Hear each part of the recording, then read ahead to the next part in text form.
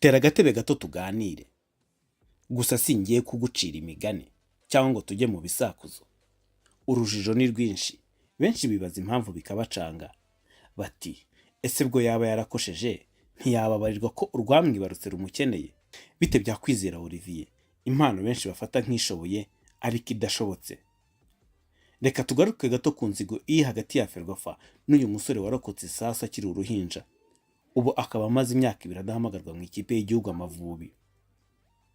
Gusa mbere y'uko nkomeza nakwibutsa ko mbibutse ko niba mwifuza ibikoresho bijyanye na electronic, ibikoresho bigezweho kandi ku mafaranga make cyane, ubwo ushobora kuba ari ama laptops, ushobora kuba ari nka kamera nk'iyi ngiyi, ushobora kuba ari amatelefone, ushobora kuba ari amasaha agezeho, ama smartwatches n'ibindi bikoresho byose bya electronic. Nkubwira ko igisubizo nta kindi ni deals, barabigufashamo rwose kabisa, baraguhereza ibikoresho biri karite kandi bakanaguha na garanti. Ushobora no kuba unibereye iwawe mu rugo rwose ukaba wagura igikoresho unyuze kuri website yabo bita www.dhdeals.com, ugahitamo igikoresho wumva ushaka kiba cyakunyuze. Nako kandi banagufasha kuba wabona imodoka cyangwa se ko wagura imodoka bigera ku ruganda ikaba yakugeraho mu minsi itarenze 25, bigendanye n'ubushobozi bwawe, bigendanye n'inzozi zawe. Bafite office hano muri Chic muri First Floor. Ushobora no kubavugisha kuri 0788759673. byose bitangira byari tariki ya 30 Nyakanga 1995. Niwo munsi uyu musore yabonye izuba. Gusa yakuranye igikomere, agahinda gakomeye tabasha kwiyumvisha bitewe nuko ataza ababyeyi be, cyane ko nyina yitabye Imana arashwe arimo amwonsa amaze ibyumweru 2 avutse. Ni mu gihe se Sosomado waririmbaga muri Orchestre Impara yari yaritabye Imana mbere yuko avuka. Mama yitabye Imana amaze ibyumweru 2 mvutse, yamvanye ku ibere ry'ibumoso anjyana ku ry'iburyo, then aho n'amasasu yabagacicikana nyine rifata hamwe nari mvuye bikubita hasi aho ngaho. Amateka y'uyu munyezamu wa Al Kaukab muri Saudi Arabia yagiye arangwa n'ibintu byinshi bimwe bitari byiza. Gusa mu bakinnyi bakinanye nawe bemeza ko ari we munyezamu mwiza u Rwanda rufite kuri ubu nubwo atagihamagarwa. Kwizera Olivier, amateka ye muri ruhago atangira nyuma y'igikombe cy'isi cy'abatangije imyaka 17 cyabereye muri Mexique 2011. Ni igikombe u Rwanda rwitabiriye ariko we ntiyari kumwe n'abandi, gusa baje guhurizwa mu isonga maze bakina icyiciro cya mbere. Yakiniye isonga kugeza 2013, ari nabwo yahitaga yerekeza mu ikipe ya APR Football Club.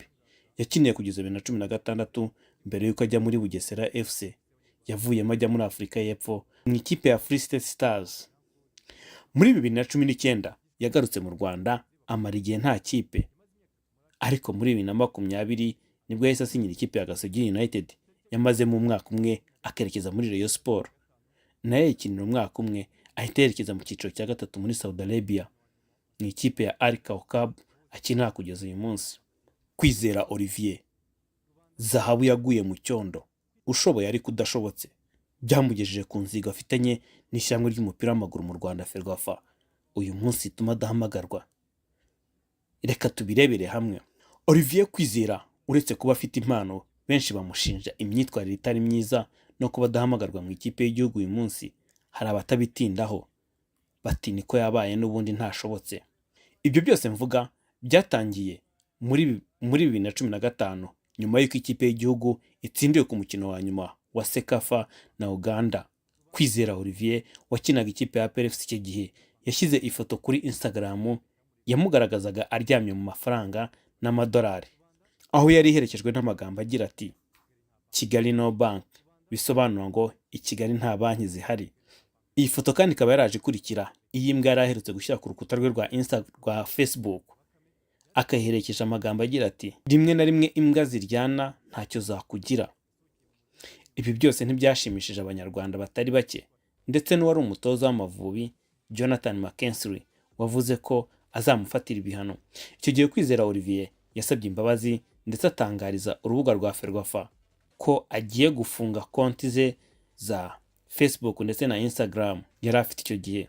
Ntibyarangira aho, kuko muri Nzeri 2018 Kwizera Olivier yifashisha inyandiko ya Karius watanze Liverpool ku mukino wa nyuma wa UEFA Champions League yatsinzwemo na Real Madrid ibitego 3-1 ubwo yasabaga imbabazi abanyarwanda. Icyo gihe uyu munyezamu yakoze ikosa rikomeye ubwo yashakaga gucenga rutahizamu Jonathan Kodjia wa Cote d'Ivoire agahusha umupira wafashwe n'uyu rutahizamu wa Cote d'Ivoire agatsinda igitego mu mukino u Rwanda rwatsinzwemo ibitego 2-1 kuri stade ya Kigali. Ubu ngubu ni stade yitiriwe igihanganye umupira w'amaguru Pele, hari mu gushaka itike y'igikombe cya Afurika cya 2019. Mu gusaba imbabazi, Kwizera yifashishije amagambo ya Loris Karius wahoze akinira Liverpool. Uyu munyezamu w'Umudage nawe yigeze gusaba imbabazi nyuma yo gutsindisha Liverpool ku mukino wa nyuma wa Champions League ya 2018. Kwizera Olivier yagize ati sindabasha gusinzira kugeza ubu, ibyo nakoze biracyambunga mu mutwe. Ndasaba imbabazi abakinnyi bagenzi banjye, kuri mwe bafana ndetse n'abatoza. Ndabizi ko nakoze ikosa rikomeye ryatumye mubabara. Murakoze kandi tuzagarukana imbaraga. Uyu munyezamu ahamya ko uyu mukino ari wo wamubabaje cyane. Ni umukino wa Cote d'Ivoire sinjya nkwibagirwa bitewe n'ikosa nakoze ngerageje gukontorora umupira. N'ikosa nazibagirwa kubera yuko ubikoze wenda muri club runaka birumvikana, ariko kujya kubikora kuri level ya equipe nationale ni ibintu bitagaragara neza. Byasubije muri career yanjye ho gatoya cyane kubera ko ndakeka level nari maze kugeraho yari level nziza cyane, yari level ishimishije. So kuba irakosa ryarabaye hari byinshi cyane byabashije kwangiza. Gutsindwa igitego nk'iki ntibyari bishya kuri Kwizera Olivier, dore ko yanatsinzwe icyo bisa muri shampiyona ya Afurika y'Epfo ubwo yakinaga Free State Stars ikanganya na Cape Town City ibitego 2-2 muri Kanama 2018. Yabikoze ku munota wa nyuma. Kwizera Olivier utajya wiburira muri 2020 yongeye kwigarurira imitima y'abanyarwanda ubwo Amavubi yajyaga gukina muri Cape Verde adahabwa amahirwe mu mikino yo gushaka itike ya CAN 2021 kubera ko yari amaze amezi 8 adakina biturutse ku cyorezo cya COVID-19.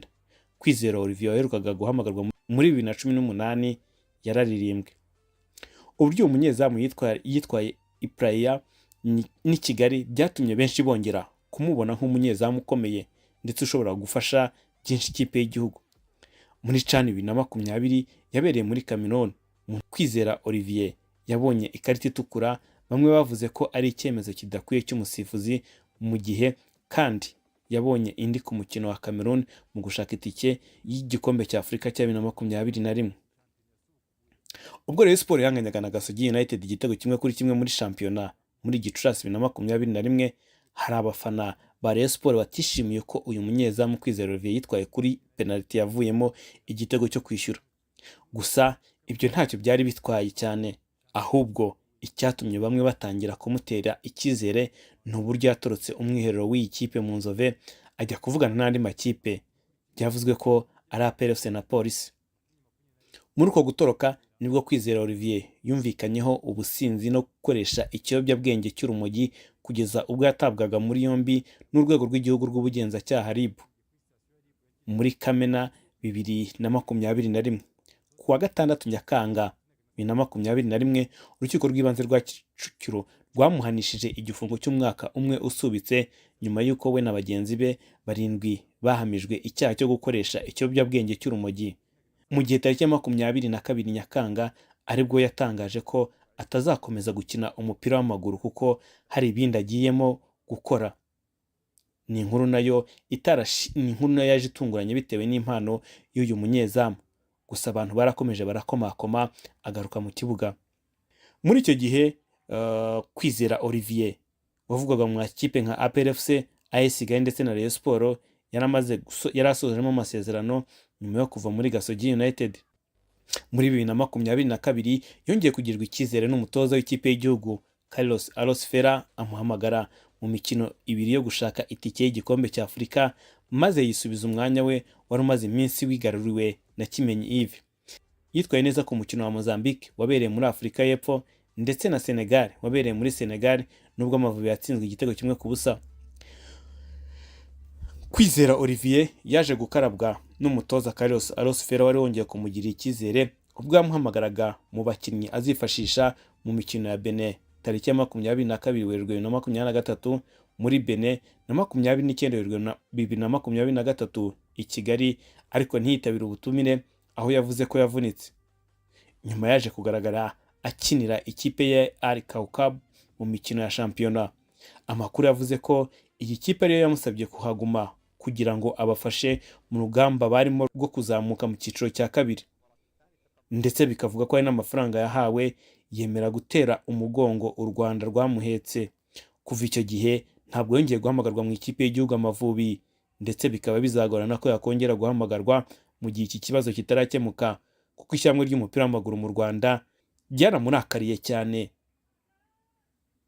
bisaba ko hagomba kubaho ibiganiro, ndetse n'umutoza Adel Amrouche n'umwe mu bakinnyi yari yifuje, ariko abwirwa ko atagomba kwivanga mu kibazo cy'uyu munyezamu, abagomba kureka agategeza igihe kizakemukira. First of all, the first question was about Olivier Gugera. Olivier is a very good goalkeeper. He's a goalkeeper that I know him very well. He was with us the first two matches official from AFCON. He played against Mozambique, the first match, and against Senegal. Olivier, I contact personally the last two collabs with him for different reasons. He couldn't come for different reasons, some personal reasons. He couldn't come, and what is sure is that at the time that I called two times, the last two collabs, Olivier, he didn't come. It was another goalkeepers who came and are doing a very good performance, in my opinion. And I want to keep the base in this position because it's a very, very important position to give stability.